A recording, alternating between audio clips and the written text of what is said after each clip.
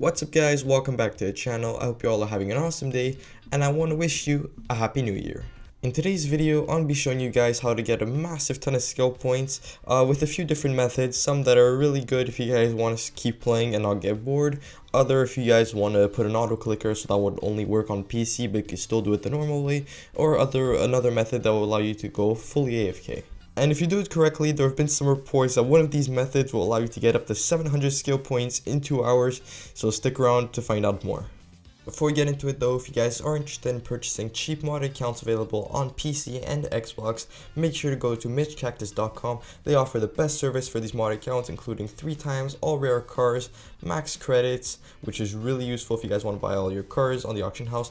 Anyway, max levels, and also 100 million wheel spins and super wheel spins, so you guys will never have to run out of money. So make sure to go on their page to check out all the mod accounts. They also have 3,000 plus reviews on the Trustpilot page, which proves their excellence in the service. And be sure to use code VENOM at checkout for 5% off your order, and thank you to them for sponsoring this video. So for our first method, you have to get this car here, the 1965 Hoonigan Gymkhana 10 Ford Hoonigan Mustang, more commonly known in the auction house as the Hoonicorn V2. And to maximize this method, just make sure you fill out the skill tree, because almost everything needs to be filled out, so you can basically just do everything. Especially this one makes it the best one, the ×8 skill multiplier.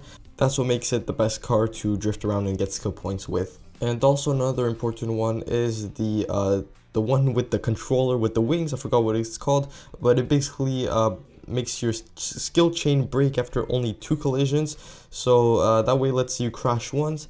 You won't lose your skill chain like you usually do, so that way you get an extra chance, which is pretty useful if you're on a high score and you're about to miss it and you crash into something. So basically take that opportunity to cash in your skill points, or just keep going if you don't care and you just want to keep going, and if you're not scared of losing your thing. So usually if you're on a highway and you hit a wall, I recommend stopping and cashing in your skill points. And I recommend doing this method at where I'm doing it right now, the abandoned airport, just because it gives you a long drag strip to where you have no obstacles. You can just keep drifting up and down, and you basically don't have to worry about anything, just maybe sometimes the cargo containers or some extra planes on the side, but you know what, just be careful around there and you'll be good.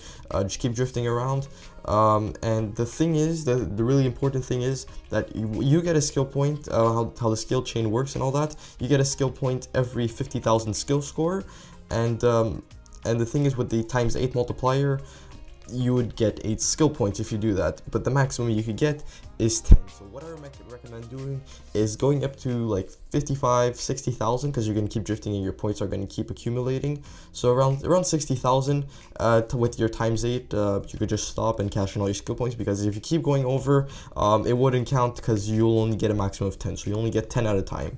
So that's all you need to know for the first method. Basically, it's not one of the most efficient ones, but it's the best one if you want to stay interactive with the game and you want to keep playing and not get bored, and just hold an acceleration trigger for 30 seconds, reset, and stuff like that. So it's not the ultimate most efficient one, but it is the most fun one at the same time, still getting skill points. Now for the second method, it requires the event lab, so you're going to go in, event blueprints, and you're going to search up this share code, which is going to lead you to the race. Once you have it, you're going to select, and then you're going to choose solo, because what else would you do it with? Then you would go into Lamborghini with the Sesto Elemento as the one that works best. You could basically use any like race car or full-stone car. It's just the Sesto Elemento works great because it's super fast, super agile, and also it has a really good skill tree that gives you a bunch of those multiplier things that gives you that give you extra skill points, so it's pretty cool. Then you're going to go into difficulty and settings and just copy exactly as I have it. So basically, assisted braking, auto steering, traction control and stability control on, automatic shifting, driving line, it doesn't matter, rewind doesn't matter, and the damage and tire wear, that also doesn't really matter. I'd put it on off. No, actually it doesn't matter, put it on off, or cosmetic, whatever you want. Also be sure to put this tune on, so that way it goes by the fastest and it works well. Now what you're going to do is basically put an elastic around the acceleration trigger on your controller, and just you can literally put your controller down and it'll keep accelerating in a straight line. The race lasts about 30 seconds, 27. So yeah, you just keep doing that over and over again. You don't have to press any other buttons except the A and no, X to reset and then A to select at the end. So here 25 seconds we'll say, gives you 10 skill points, so 9 or 10 about per race, so it's really good. So it's now the loading time and all that, so you could see it's 10 skill points every minute, which equals to about 600 skill points per hour or even more. And lastly, for our fully AFK one, you go into the event lab, event blueprints, and search up this share code right here. I also want to let you know that all tune and race share codes will be in the description below. And once you're ready, go into solo, and for the car you could choose basically any really fast car or any hypercar. I'm choosing the Sesto FE because I know it has really good handling and has a top speed. But there's the guy that created him, DPG Marvin. He made a video about this race itself, and he shows all the cars that are available. I'm also going to put in the description all the other cars with their tunes that could work really well for this, and I'll leave a link to the video that DPG Marvin did, so you guys can check it out if you guys have any questions about this map. So that's pretty cool. So once you enter, you're going to go into difficulty and settings and just copy the same settings as I have over here.